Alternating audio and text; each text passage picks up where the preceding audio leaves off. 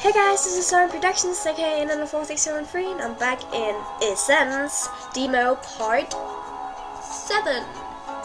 Yes, and I think this is pretty interesting.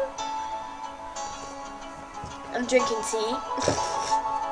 Big surprise. I'm back. Sorry for being kind of spacey. Just realizing that I'm actually going to use my Friday night making YouTube videos. Yay! I must say that I kinda don't have a life. Anyway, I'm back. Going to continue. I suppress a smile only because I fear inciting his anger further. Aren't you tough, macho man? I may be mental, but I can feel my heart quavering as I ask him. So, we will stick together, right? In reply, I received the "you are so stupid, go die in a hole" expression of the year. You see anyone else out here to stick with? I sigh. If that's the best answer I can get, now I'll take it. Besides, didn't we do something stupid rocket blast thing about that earlier? It's called Rocket Bump, and it'd be cool to do it again anyway. Kev stares. Don't push your luck. Those two are just awesome together. I actually kinda ship them. Alright, I know when to quit.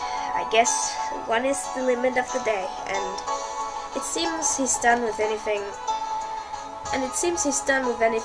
else I could ask him about himself too. Moving right along. Alright, so we can ask both questions. I glance around at the world as the words escape my lips. Where it was unsettling before, the quiet is almost thinner in the night, though it seems to forbid the slightest noise. The stars do not voice their presence above. The cliffs do not speak of the power their girth commands. Not even the wind sweeps by to whistling in my ear.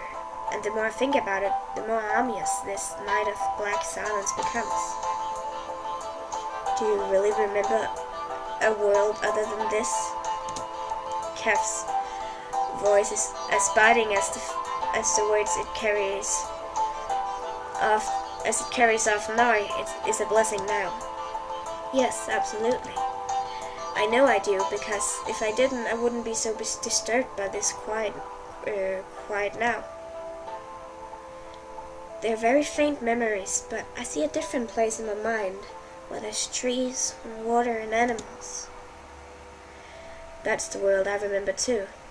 There are still some of those things left, but they're few and far between. Kev sighs heavily. There's hardly anything that the virus didn't touch. Virus? Yeah, can you remember what that is? Sort of. I remember being taught that it isn't something that infects, that it's something that infects and you can't kill it because it isn't alive. Exactly. You can't treat a virus. All you can do is wait for it to take its course and get out of the body. Unfortunately, some viruses will kill a person long before they're done taking their course. His shoulders stiffen. Like blight. Blight. It's a virus that requires a dead host to thrive. Because it's small, it takes time, but slowly shuts down the organism from the inside, eating away their organs. Ew! And it will affect any living thing. I turn around, gazing through the wild shield with a new understanding. This entire region, because of blight and the laboratory. That's right, smothered with it. Not an inch of that place went infected, except the room you were in. Not that it could harm a machine like you anyway. I ignore his jab, wondering something else. If that whole facility is contaminated, then how are you? We're doing this by my rules, remember? remember, detain all other questions until I finish answering this one. Facing me. Damn, why does it just go? Facing me, he glares, but I use the opportunity to stick my tongue out at him. When he turns back around, he sighs again and relaxes tense shoulders before going on. There was a scientist named Nathan Bayard researching the treatment for blight because his kid was infected. Before, though, he was a leader in an artificial intelligence and a sense integration. Almost. A sense integration? Yes, the transferal of human souls, or essences as Bayard called them, into a robotic vessel. He discovered that a human's essence is extractable. By implanting it into a mechanical body immune to all disease, a person's life could be prolonged by several years. This idea was revolutionary. Countless thieves sprang out trying to steal his designs. Case in point, those men from earlier. So they were thieves? I have to ask more later. Bayard called the medical humans essence androids, and he couldn't succeed in treating his kid. If he couldn't succeed, he was going to resort to sense integration. Whoa! So, human souls in robotic bodies. Yes, and that's exactly what you are. Just your personality and memories alone don't prove that you're more than a robot. Once more he sighs, tucking his head between his knees. An essence android, a lucky human soul that managed to sleep through all of this crap. I look at him, hunched over and trying to block out the rest of the world. For 9 months he waited for me to wake up, all alone, probably balled up just like this. Exactly how did all of this stuff happen? I mean, I understand blight, but how did it?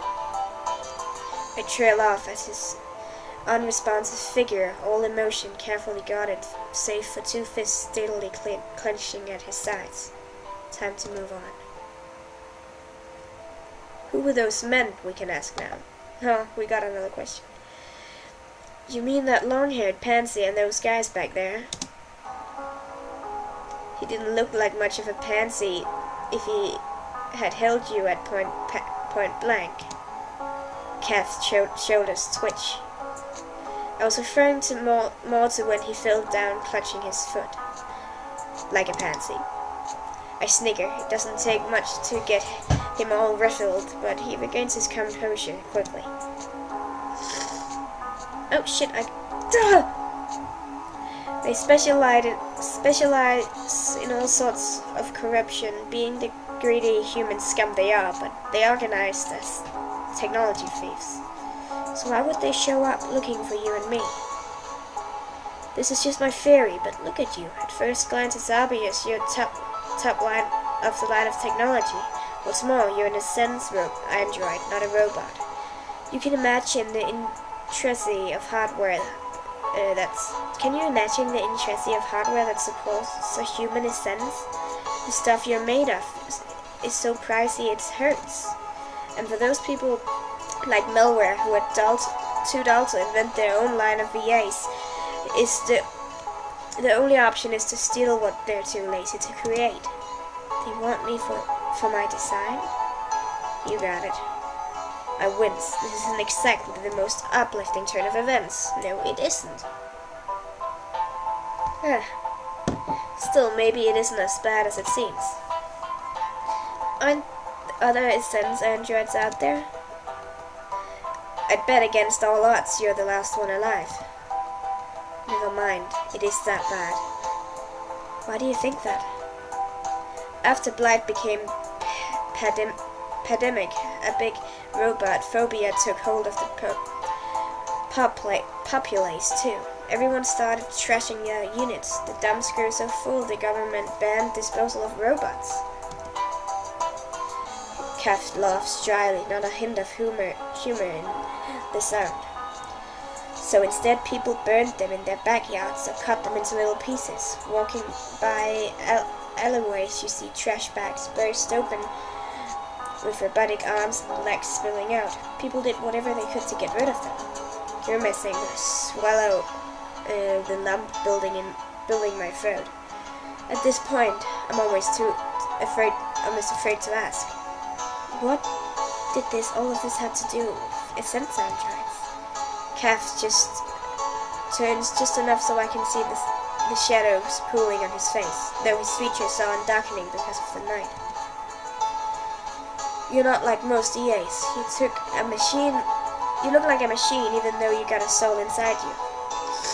In addition to a sense androids, Bayard created several models of humanoid robots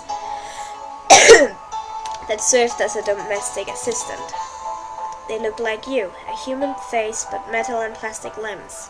Humanish, but not distinctly robotic. But he designed the sense androids to seem as human as possible with synthetic skin and even the ability to eat. He made them different intentionally to create a separation between human and machine. Right, you're not so stupid after all. Thanks. But the difference didn't matter. When people were so hysterical, afraid for their lives, they didn't trust any of Bayard's technology anymore. So the moment they realized that the person was actually an EA, even being a human soul, they destroyed them. Ripping them apart, bashing them to pieces, it didn't matter. They were destroyed. But my stomach plunges and my mind reels. Struggling as hard as I can to remember my past life, I don't see raving lunatics or wicked grins. What kind of people would do something like that? The faces I remember, however muggy, don't seem capable. Do you understand why you're so valuable now? You're the only sense android left in operation. Why can't Malraya just observe one of the dead models? Calf shakes his head. The one thing I'll give Bayard is that he has foresight. He knew while designing EAs how many people would try to steal his design, so he added a component that completely overrides the EA software whenever the soul inside the vessel dies. So a dead model doesn't even have any software to steal. Yes. And if my theory is correct, that's why they want you. I see. I also suspect Malware was probably monitoring the laboratory we were in. I think it's used to be one of Bayard's. So when you finally woke up, they must have picked your electronic signal. That's why those goons showed up. Alright, I understand now. A hint of something, I don't know, passes through Calf's tone as he speaks. Whatever it is, it startles me more than any of his angry outbursts have. You're actually taking all this pretty well for someone who just woke up. It's a lot to swallow. I smirk, though weakly. You bet. I'll be alright. Just one thing. What? What does Blight have to do with this robot phobia? You said after it spread, people went crazy. When Calf stops breathing, the whole world falls silent. His and my breath, the only sounds that altered the dead air before. The moments become dark and frightening, than my black of coma ever was. And all at once, I know I had tread somewhere I never should have. Calf's fingers grip the ridges of the treble. A silver of blood trickles when he bites his lip.